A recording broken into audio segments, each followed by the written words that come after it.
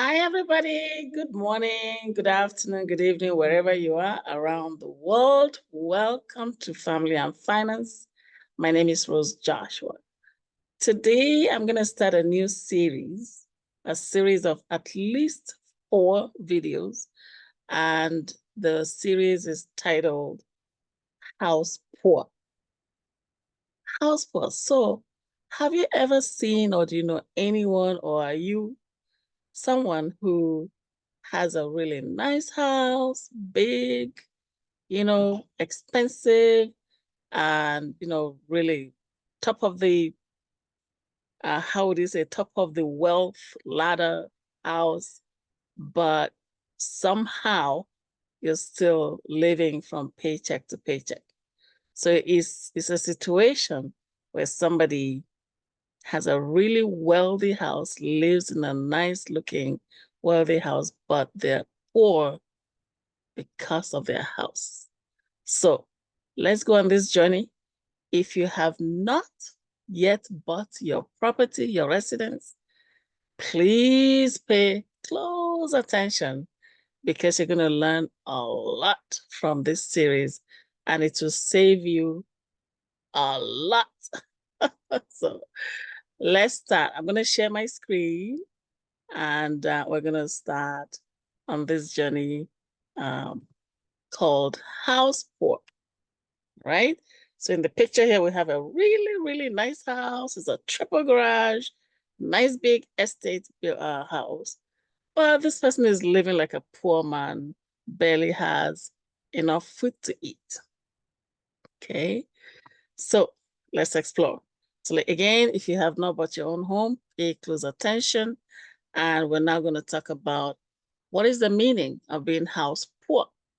So house poor, again, like I said at the beginning, is living in a really, really nice house, but still living from paycheck to paycheck, not having enough money after the house is paid or after your monthly home expenses. So it's a case of having too much house, not enough money left over. Okay, that's house poor. So what causes house poor situations? And there are many, many reasons, and individuals are different. There's different reasons for each person, but some of the most common causes are kind of clear. And the bottom line really is not paying enough attention to budget. So a lot of people buy their home before they budget other things. And so by the time they pay for the home, all other things begin to suffer, right?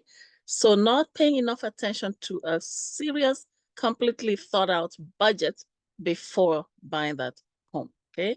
And you're going to hear me say house. So it could be any residence, really, like your townhouse, or it could be an apartment, it could be, the duplex, really anything, but it's really about where you live and not paying attention to to the money before you actually buy your residence.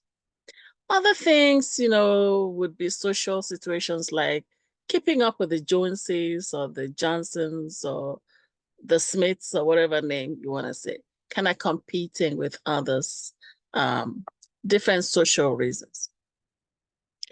Mathematically speaking, though, it's really not paying attention to something that's called the GDSR. So in Canada, there's a number of measures that mortgage brokers use to determine how much mortgage you can be pre-qualified for. The first one is your gross debt service ratio, GDSR, and the second one is your TDSR, which is a total debt service ratio. So those numbers are determined by the government. And in Canada, your GDSR should be no more than 39% of your gross monthly income or gross annual income. All right. So what is in the GDSR is your mortgage payment, P&I, your property tax, your heating, and if it's a condo, half of the heating cost. Okay. So if your monthly income is $5,000, your GDSR should be no higher than $1,950. And if it's higher, they'll tell you that you cannot be qualified. They cannot qualify you for that house. Okay, so paying close attention to that. I already mentioned the TDSR, and that is 44% of all of your gross monthly income. And so if your monthly income is $5,000, your TDSR is no higher than 2,200, 44%. And your TDSR is your GDSR plus other debts. So other debts will be like your credit cards, your car loan, student loan, stuff like that. So other bills that you pay on a rolling basis, continuous basis. All right.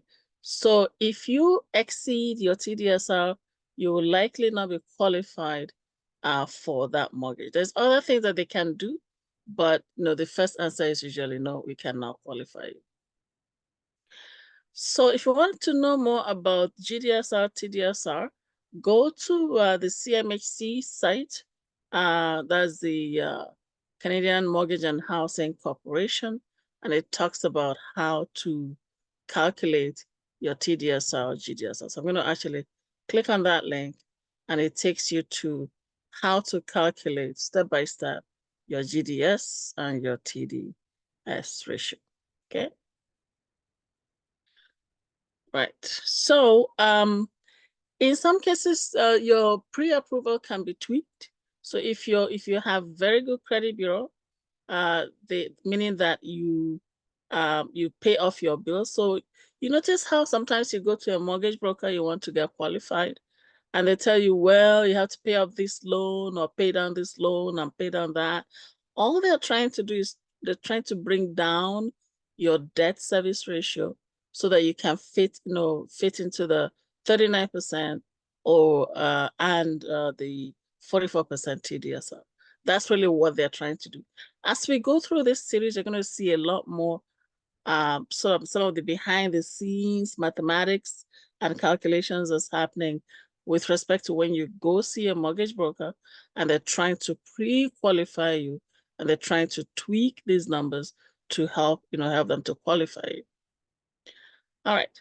So you notice that the TDSR is 44% maximum. So really, the government of Canada is trying to make sure that you're able to live your life, meaning that after the house, you still have money to live. You have money to stay alive.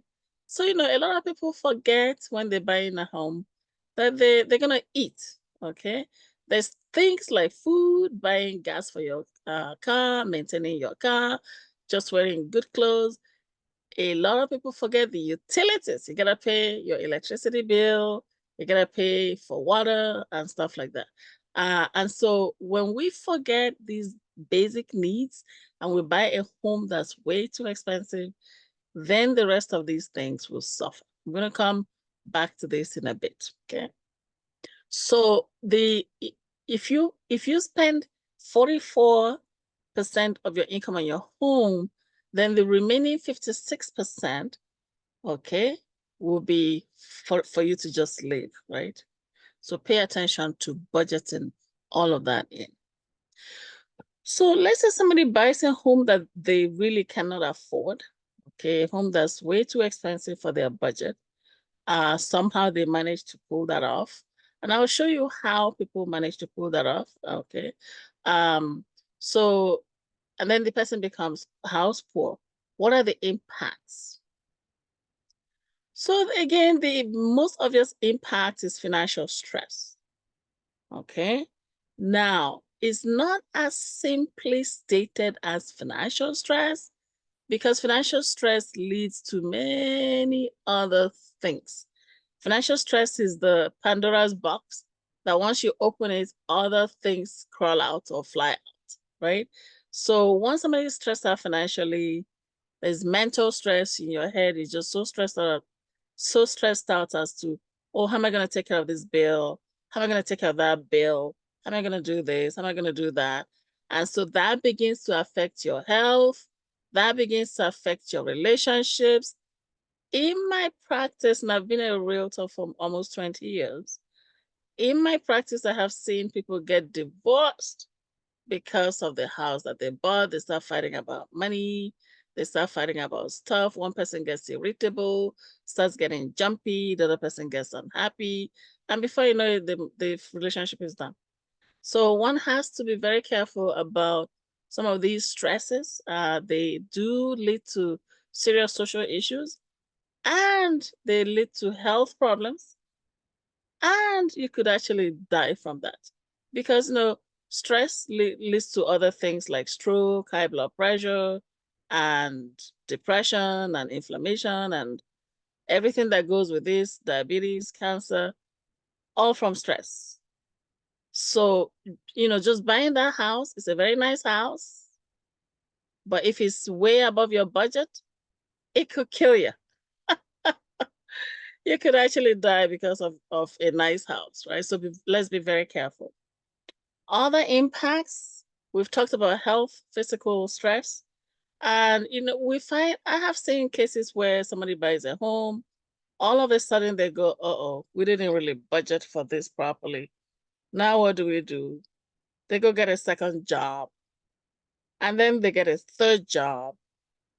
And then, of course, there's no life after that. And then the stress comes in, right?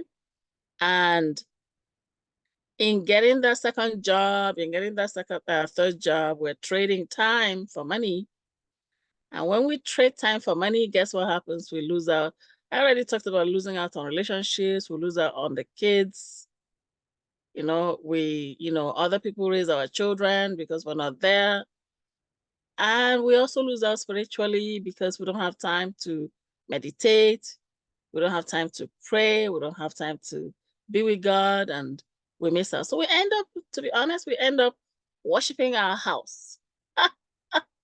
If you're a spiritual person and you find that your house is stressing you out, the house becomes your God, because the house becomes the first thing you think about, the last thing you think about before you sleep.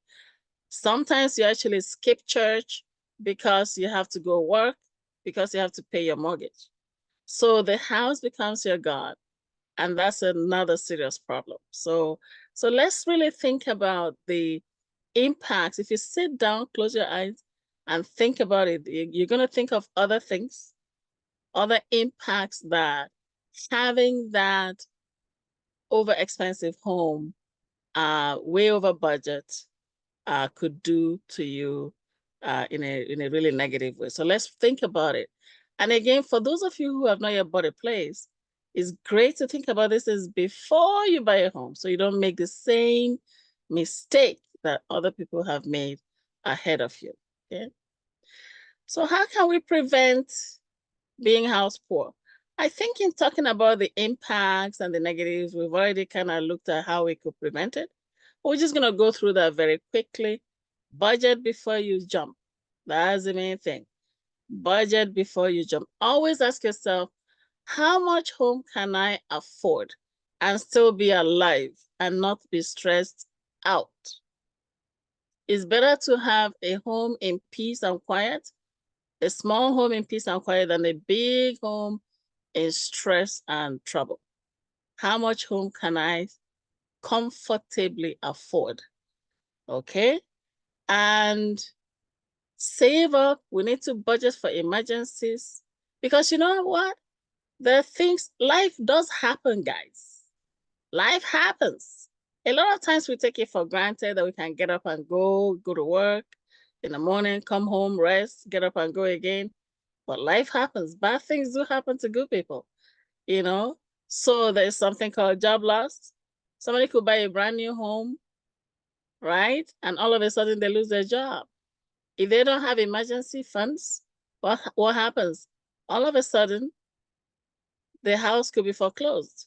So you need to save for emergencies, you need to save for job loss, birth of kids, new people coming into the home, accidents, life happening, and just give yourself a lot of breathing room, okay? That is how you can prevent being house poor, have money for those eventualities.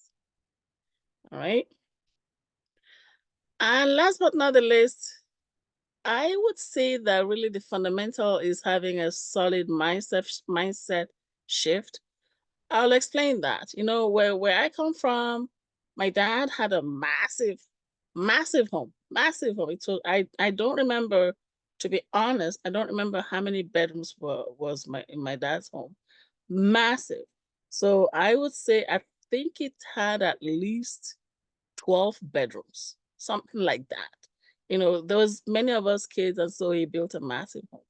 So when I came to Canada, in my head, I was like, oh, one day I'm going to build a home as big as my dad's home.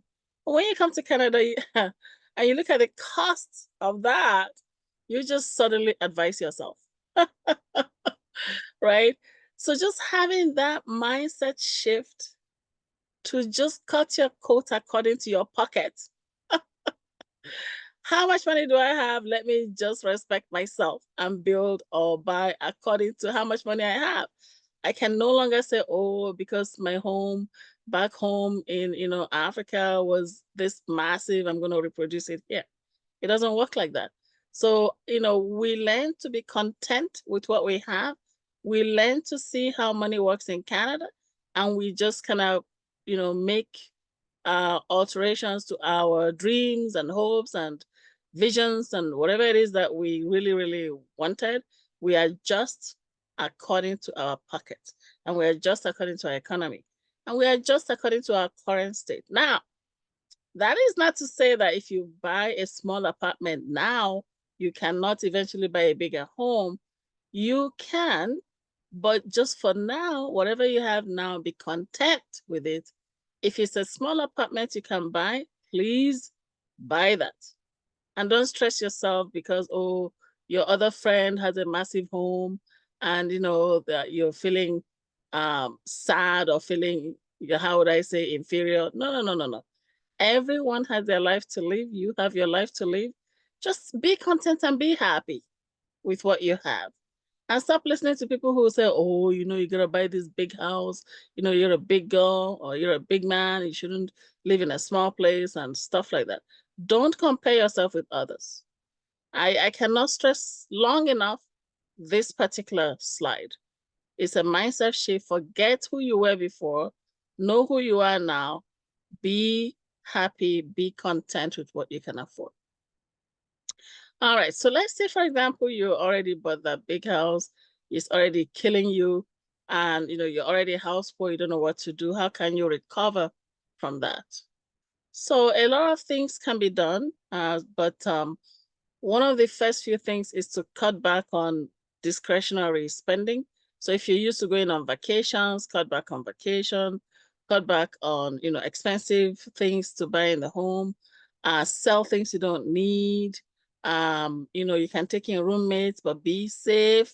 Don't take in wackos or criminals. You can negotiate, go back to your bank and see if you can get lower interest rates, get another job. But again, I've talked about that second job. It could lead to more stress. It could lead to ill health.